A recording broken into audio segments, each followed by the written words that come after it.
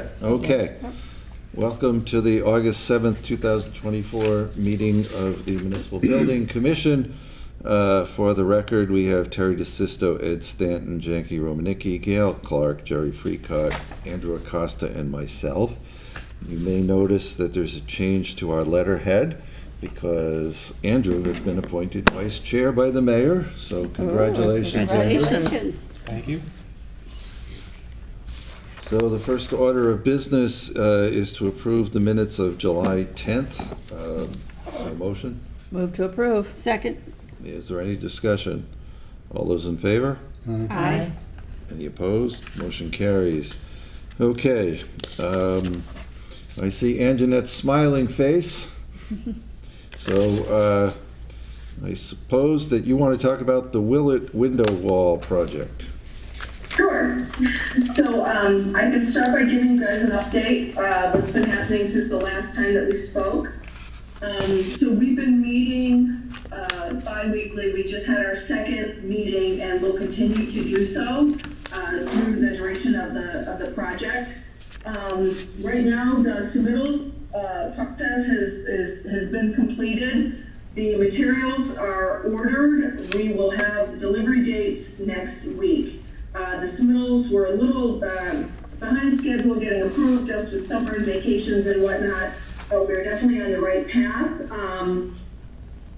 There was one item, long lead item, it was the FRP door for the front of the building, and we didn't anticipate that to be delivered until the end of October for installation the first week in November. And that actually we think is going to be delivered along with the other materials, so that'll be able to be installed at the same time.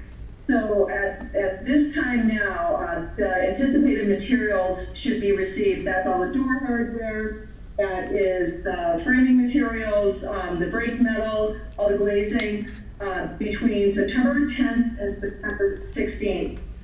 They anticipate to mobilize as soon as we get the materials in. There is a 15-day duration. 9-day duration for each of the elevations. So on the front, they anticipate 9 days between doing the demo and then doing the reinstallation and whatnot, and then 9 days on the backside as well, same thing. And then it'll be a 1 day for the door installation. It'll be just I think it's 9, 16, 17 days total, and we're hoping to improve upon that. Hopefully we'll have some good weather. There's no changes. They haven't submitted for any changes. They did have one material change. They have some brake metal that was over one of the doorways, and they asked, it's a no-cost change, just to use a different material there because they were a little bit worried about oil canning. So that's the only item that's come up as any kind of change. We anticipate that there will be some unit prices that'll have to be realized for some of, it'll be plywood that needs to replace some rotted out gypsum. We won't know what the quantities are until we open everything up. When they open up that elevation, Andy Barnes from Sofotech is planning to be there, will be there, and we'll make sure that we capture all the quantities and whatnot, but that is really the only item that we see at this time as being anything above the original contract value. We are going to be able to work during the academic year. We confirmed with both Jason and Mark Furtado that isn't going to be a problem. That's my coworker, sorry. And so what they're going to do is when they do the demolition, they're going to seal it off from the inside. So then they'll be working on the outside. And then once everything is complete, they'll take down the temporary walls and whatnot that are on the inside. So there shouldn't be any interruption to the, to the academic schedule. So it looks like we're on track. And again, we're going to try to improve upon the schedule. And as soon as we hear when the materials will be, fabricated and shipped, we're definitely going to keep the group updated with any new information that becomes available. Does anybody have any questions? Yeah, so if I understand you correctly, what you're saying is that the work will not be starting at 3 o'clock, it will be starting at 7 in the morning, is that what you're saying? That's correct, and we'll work around the academic schedule and the bus schedule, drop-off schedules, all of that. This is something that we discussed with Mark Furtado and Jason, and they did not, they didn't have any issues with it. We're gonna be mindful, obviously, there's, kids there trying to learn and whatnot. The two areas where this work is going to happen is away from the main classrooms. So I think as long as we are, just very careful and just aware of our surroundings, I have confidence that we'll be able to get this done during the academic day. Okay. So by our meeting of September 4th, there probably won't be much that we will see, but by our meeting of October 2nd, we might have the project close to completion? Well, it should be underway. So we're anticipating getting materials in September. Between September 10th and September 16th, it could go another week. And again, until we know exactly when the materials are going to be received, we just ordered them on the 31st of July, and we're hoping to have an update by next week. The lead times are based on the kind of long lead times that we anticipated at the beginning of the summer. And so until he actually hears back from the manufacturer, I can't say if that's going to be the same or it's going to be less. We're hoping it's going to be a little bit less. But then the actual mobilization and work would start right around the 1st of October, that first week of October there. And then we should be wrapping everything up, like I said, 9 days in the front and then 9 working days in the back. And again, if we can improve upon that, we're certainly going to try to do so. So the work isn't going to start in the middle of September then, it's going to start in early October? End of September, early October. Unfortunately, yes, unless we can improve upon, the delivery schedule. So it'll be our November meeting when we should be in a pretty good position to wrap this up. Yes. Okay. Anybody have any questions? And Jeanette, are the 9-day working days, are those calendar days or weekdays? Those are, hold on, I need a new glass prescription. It is working days. They plan 9 working days, so they have a full week and then 4 additional days, like 5 days and 4 days. And again, I think that's generous, and I think that there's a little bit of fluff built in there just for, should there be any kind of weather delay or whatever. But we're certainly going to be encouraging them to improve upon that. Okay, so they're working during the week. Yes, yep, About 4 weeks, looks like. yep. Okay. Any other questions? No. There are some bills on the agenda. I see Yep. one from J.J. Cardosi, 13/9/1750, application number 1. Are you recommending that that's available for payment? Yes, and that is, that's all his charges for submittals, and, just, his, the Permitting and bonds. permitting and all of that, thank you. And that was reviewed by both, my team and Sopotec's team, and we agree to that value. I think next month we'll see, once he's got these materials ordered, we're gonna see that jump up substantially, but, we'll have the confirmation, if the materials that are being stored or whatever, we talked about that, making sure that we have all the proper documentation for that as well. And Mason, we have 3 bills for Skanska for beginning of June, beginning of July, beginning of August. Those are appropriate to pay? Correct. So that was the May, June, and July OPM services for this project. All 3 are in order. All right, so we can take all the bills at once, but I just wanted to make sure that everybody understood. Anything else from anybody? Then, anything from you, Mason? Then thank you, Anjanette. Good, thank you, have a good evening. Thanks, Anjanette. By the way, At the high school meeting this morning, we indicated that there may need to be a meeting in maybe the end of September, maybe the end of October, of the school building committee to just pay the whatever bills have come in at that point. We don't have to meet because the mayor has the authority to sign things, but we can ratify whatever bills have come in when that comes. So there will be one more of those meetings at some point, but not for a while.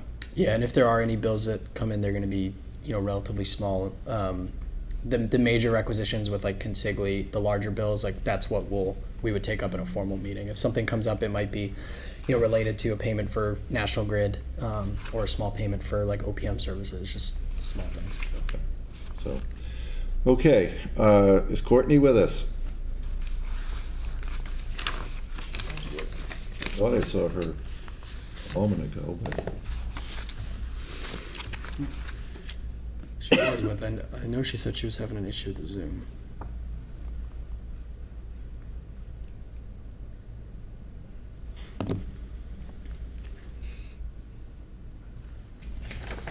well, while we're waiting for her, Oh, she says, you guys can't see me. She says she's on. can we hear you? She's going to try to call in on her phone, because for some reason there's an issue. Okay. Anything working there, Jim?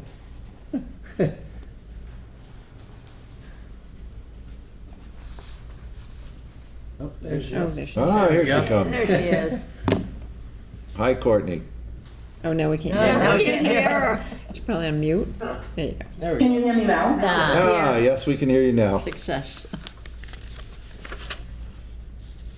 Can you hear us? Okay, sorry about that. It was a little bit bizarre. I could hear and see all of you, and I looked logged in, and apparently wasn't. Okay. Um, So, we have three things in your jurisdiction. You want to start with the Attleboro-Pawtucket Water Interconnect? Sure. So we're complete on the foundation and pipe penetration work. They're continuing in August to continue work on the electrical connections. They're continuing to work on the infiltration basin. And there's a pole relocation, which should be the last one, going on for Verizon this week. We're also expecting delivery of the station on August 18th. So we're still on schedule to start up in September, which is good news. Still well ahead of when we thought we would be, which was supposed to be January, so that's good news. What you actually do have in front of you that's new this week, and I actually mentioned it last month, is a change order, and there's actually 4 parts to it. What I mentioned last month was the chlorination procedures, and this was what was communicated to me is what Pawtucket was asking for disinfection and chlorination of the mains. It's actually related, but that's not the reason for the change order. The original agreement with Pawtucket Water Supply, going back years ago, which is still our existing one, had Pawtucket installing the water mains on their side of the connection. And if you remember when this project was originally bid and awarded, we changed the direction of some of the piping, and basically it led to more main on the Pawtucket side, which ended up, that was change order number 1. It was more work than their in-house crew could perform, so it got subbed to the contractor. This is related to basically the contractor wasn't expecting to disinfect and pressure test and chlorinate and test that section of the water main, and it became theirs when they didn't install the main, if that makes sense. So that's part 1 of the change order. Part 2 is future portable generator power connection. Let me just stop you there. So if I'm reading this change order correctly, the cost of that first change is $4,081.18.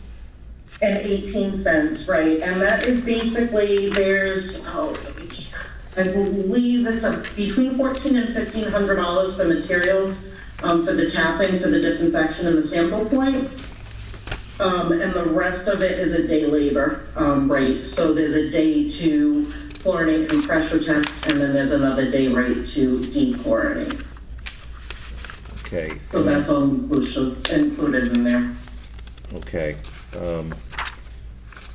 Before she goes on to part two, anybody have any questions concerning that portion of the change order? Is it a subcontractor doing the chlorination,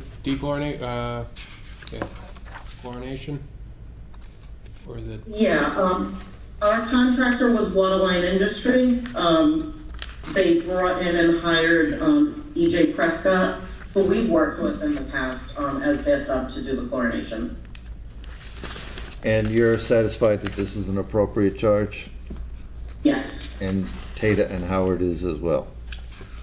This is CDM Smith, but yes. CDM Smith, okay. And both have signed off on this change order at this point. And Mason, you're satisfied as I well? am, yes. Okay. Part two. Okay. Part two is the connection for emergency generator. Again, this is an emergency connection, so if we are in need of this, whether or not there is power to the site, we want to be able to run it. So we want to be able to connect a portable generator to it. Our original intent was, if needed, to use wastewater's generator. They do have a towable portable generator. The problem with what they have, it will not power the pumps if needed. So it's inappropriately sized. So if we were ever to need a generator at this site, we would have to rent one to be dropped off on site.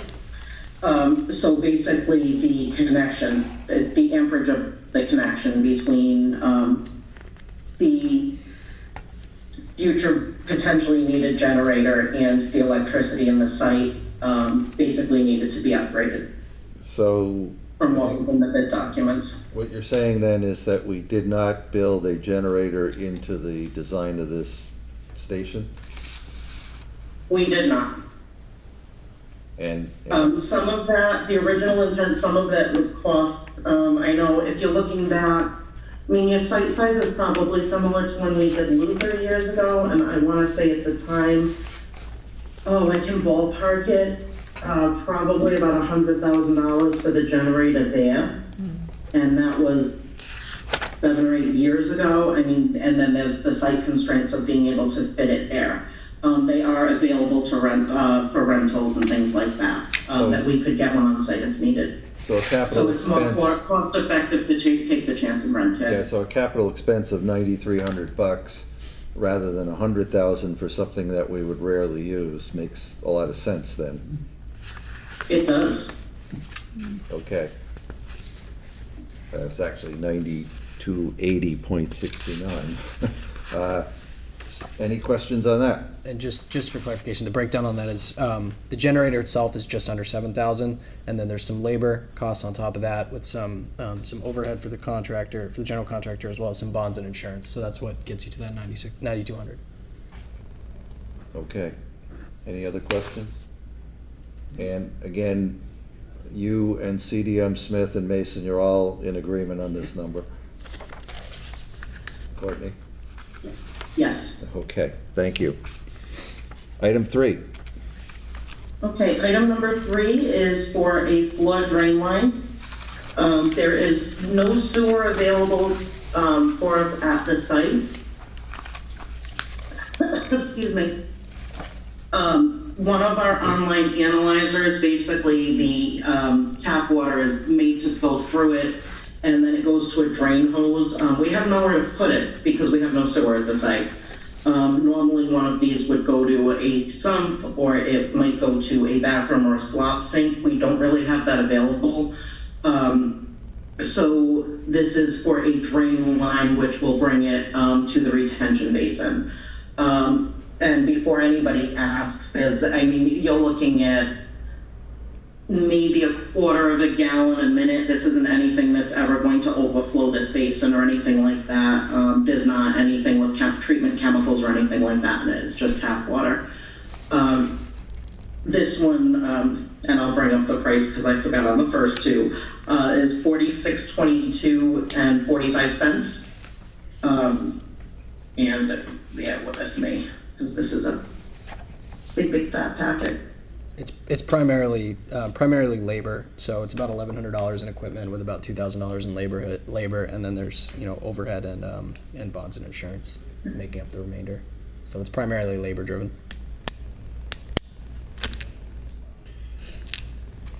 And you and CDM Smith and Mason are all, again, in agreement on this number? Yes. Okay. Any questions? Last item. Sorry, Courtney, Yes. is there any HVAC or anything inside the building that would have a condensate line that may need drainage as well? I'm sorry, can you repeat the beginning of that? Is there any HVAC equipment inside the building that would require a condensate line to be draining to the exterior of the building? No, there shouldn't be. Okay.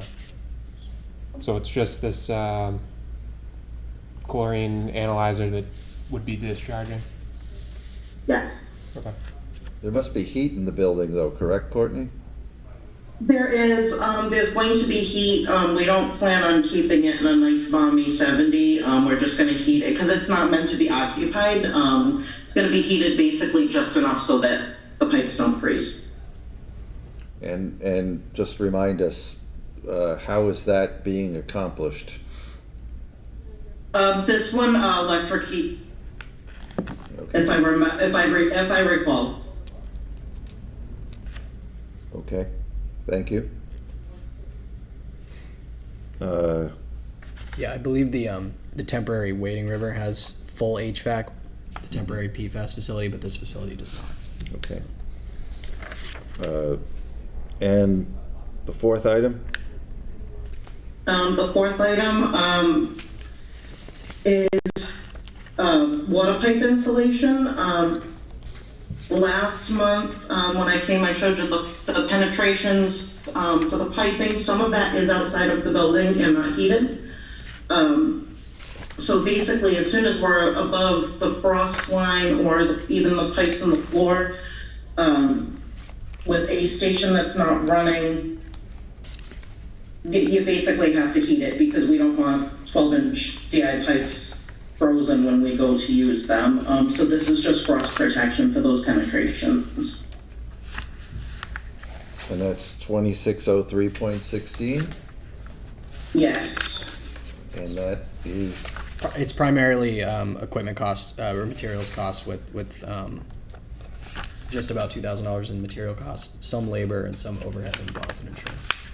okay, and everybody's in favor of this price? Yes? Yes. Okay. Any questions on this one? How many feet? Your frost line is, I can look at the feet. I'm sorry, I'm trying to hold my phone so I don't drop you and I'm flipping through with my other hand. Your frost line is generally going to be 4 to 5 feet down. Let me see the equipment, bear with me. I don't know if So they have 4 or the 5 listed. feet of They insulation? do, they do. It's going to be, basically it's 8 feet of insulation. Is the insulation, is that 4 by That would be 4 by 8? each. Yeah. Oh, I'm sorry, go ahead. Is it the 4 by 8 insulation or 4 foot by 8 foot? Yeah, Yeah. So Yeah. 4 by 8 foot pieces. There's 24 pieces. I think it's 8 foot insulation, and it's about 100 feet. Is it insulation that's shaped the same as the pipe, or is it sheets of It's insulation It cut? looks like 3-inch cut. So when you say insulation, is this just insulation, or is this like heat trace that runs on electricity? no, it'll be just insulation. And that will for It's temperature. basically like a foam. If you've ever been through the West Street plant, anything that we have in the pipe gallery that's below grade, it's almost like a fiberglass type material, and they cut it and they wrap the pipe to size. It's a foam board insulation. Yeah. There's 24 pieces. Okay, so you're asking us to approve change order number 2, as you just Yes. described. I think it's the one. Is there a motion? Move to approve. Second? Any further discussion? All those in favor? Aye. Any opposed? Motion carries. And it looks like Waterline has a bill for $122,373.98. Yeah. And that you're recommending for payment? Yes. And Mason, you're good with that one as well? Yes. Okay. Anything else on this project, or should we move on to PFAS? The very last thing for Pawtucket is I had mentioned last month that we're expecting a credit change order for basically we're going to get a credit because the permitting for moving of the gas main at the site was less costly than expected. The estimate on that one, I believe, was around $70,000, and we should see that, I hope, in the next week or two. That should come to Mason and I. Yeah, on an email exchange, I think we discussed it being change order 3 is going to be the credit change order. Originally, they were going to potentially combine these two, but with the 4 moving pieces, they decided to separate them out. So. Great. Okay. All right, then, and then you may have said this earlier, when are we expecting to be online? September, fingers crossed. We expect the station to be delivered August 18th, Okay, so 2 weeks. good. And so hopefully the October meeting, maybe I can invite everybody for a tour and actually see a working station. Sounds like a good idea. Does. Okay. PFAS seems to have taken on some additional urgency, given the fact that you had to make an announcement. I did. It was a very, very long week last week and this week.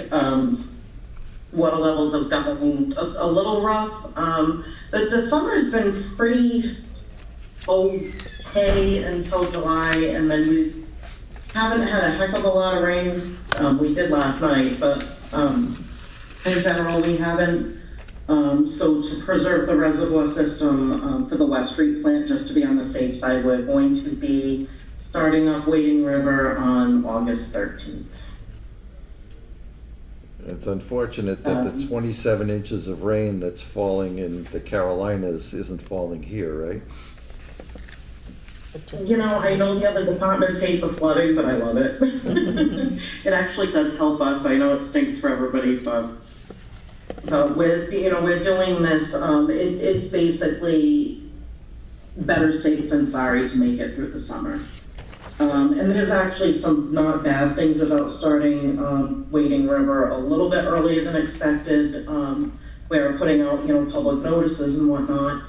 But the plant hasn't operated for 2 years at this point. So there's going to be some needed hydrant flushing and things like that. So, starting up in August allows us to actually clear some of the discoloration from the startup of the plant out of the system. The 2 years of settled water going the other way. It's a lot easier to take care of in August than it is in January, when it's 10 degrees instead of, the 80s and 90s that we've had now. So we're trying to look at it, at least we have something positive. Okay. So where do we stand on the temporary PFAS project? The temporary PFAS project, it's still moving along. We're expecting delivery of the ductile iron pipe mid-month this month. Once that arrives, the plan this month is to connect the booster pump skid And the pre-filters, again, we have filters. They're not like full treatment filters, but they're basically particle filters that'll help our PFAS removal resin last a little longer while we're in there, because it'll take out, you know, a decent amount of organics and, you know, particles and solids and things like that. This month, they're still working on the electrical inside the building, and they're working on, you know, door installation, trim, and awning of the actual building. But the building is up, it's solid, it's all in one piece, which is good. September and October, we're looking at site restoration, paving, and finishing of the electrical. And then, you know, the bulk of the work at that point is done, and we're essentially waiting on the delivery of the PFAS vessels and the resin. And again, Tater and Howard is doing their best to move things along, but PFAS vessels have become, you know, everybody wants one yesterday. So we're doing our best to make it before January, but fingers crossed. Right now, we haven't gotten very far, so we're expecting the vessels in December with a startup in January. Okay. Someone asked me today, what happens to the PFAS that we filter out? The PFAS that we filter out, basically it's gonna end up in a resin. It's almost like a clay media.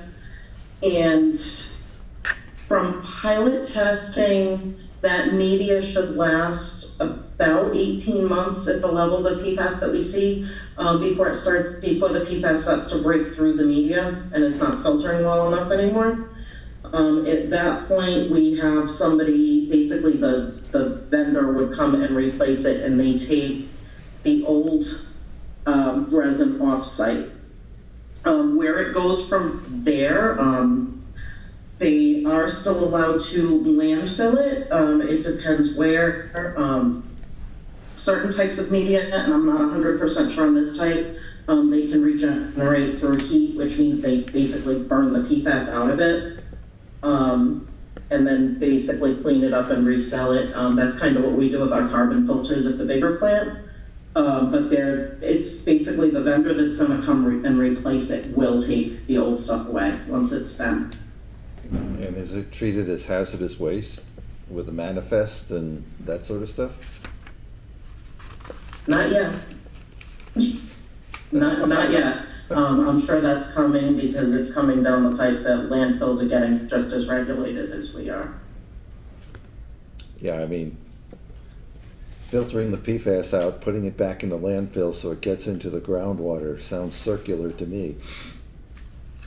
It really does too. And you know, even if you can recycle your leachate from a landfill and you're treating it, all it does is concentrate somewhere else.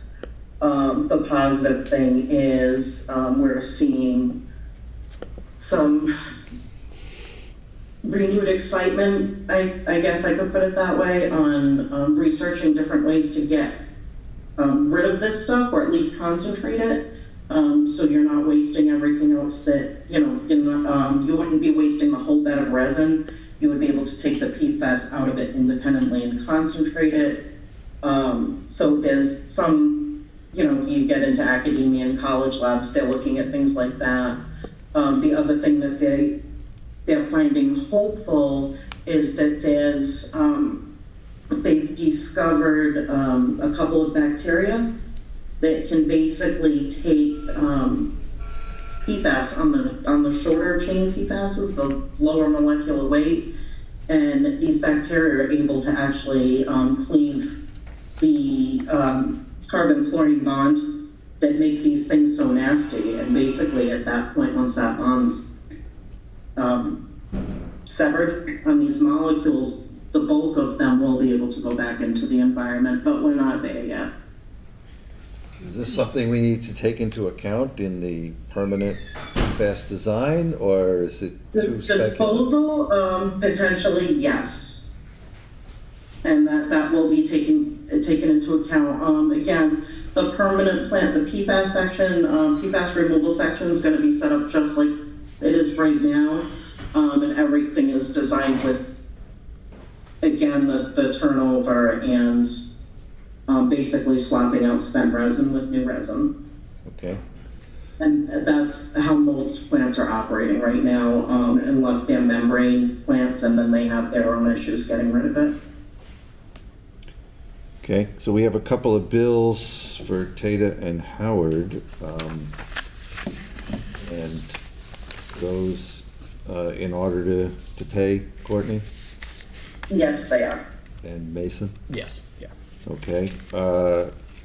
Then anything on the permanent PFAS aspect? Permanent PFAS, we're still in design. And I think I mentioned last month that we had approved the floor plan and the layout. We're still on track for a 95% submittal to DEP, and that's part of the SRF funding that has to be to DEP by October 11th. We're still on track for that. We're actually expecting 75% plans this month. So it's moving along quickly but surely on that one. And the other item I wanted to mention, it's related to both the PFAS plants, the temporary and the permanent, as well as questions you're asking on what do we do with all this resin and the expense of getting rid of and refilling, the PFAS filter beds through the years. We are still working with the outside law firm on the class action cases to possibly get some reimbursement back.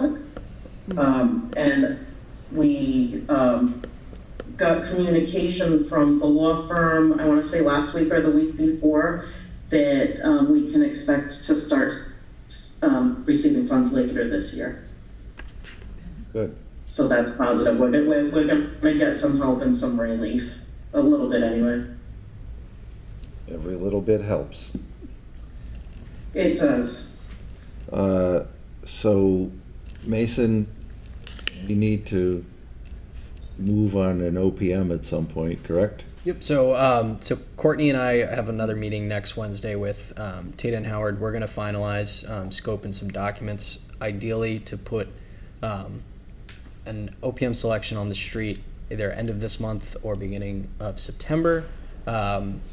In September, we're going to be doing interviews for designer selection for the library projects. So we would try to do interviews for OPM selection for this project at the October meeting. So it's potential we might need to look at a location change for maybe both of those meetings, but that we can continue to kind of review. Yeah, getting all of that done in an hour to be out of the Concom's way would be difficult, so stay tuned for a location change. But likely to have interviews for the next 2 consecutive meetings. So that's kind of how we're looking to structure that schedule, with the goal of having an OPM online for January. Okay. Anything further you need to add, Courtney? I don't think so. That was actually going to be my last comment, was the OPM, so. Okay. Great minds think alike. Right? Any other questions for Courtney? Then I thank you. We'll see you next month. And Mason, we can talk about the library carpet. All right, thank you. Good night. Good night. Okay. Yeah, so segue from the prior conversation. So right now the RFQ for designer services, which includes, a scope of service involving hazardous materials testing, if need be, a variety of things, for the library floor replacement project is out on the street. It went out on the 24th, so it's been out a couple weeks now. All the advertisements ran last week. And so the actual bid is going to close, or the RFQ, the responses are going to be due on the 23rd at 10 a.m. Prior to that, we do have an on-site pre-bid meeting. It's optional, but that'll be on the 16th at the library that morning, which I believe is a Friday, with the deadline for questions from from potential respondents being the following Monday to give us an opportunity if we need to do an addendum, we can, and potentially push out the deadline if needed, if there's any changes that need to be made. But the goal would be by, receiving those in before the end of the month, we'll be able to go ahead and conduct interviews at the September meeting, which I believe is tentatively scheduled for The 4th. September 4th. I know that's Labor Day week, so I don't know if that's a further conversation. But that's kind of the timeline right now, and we'd look to immediately, hopefully make a recommendation to award, and get that design process underway so we can continue to kind of keep this project moving forward and, try to advance it as fast as possible, take advantage of the ARPA funds which are available for this project rather than just, using specifically the city taxpayer dollars. So. And we have a bill for Mark Zawatsky for $7,050. We do. So the contract opened on, I believe it was July 9th. And so Mark immediately went to work. He's been working directly with us over the last month. And, this bill is essentially for the services through the month of July.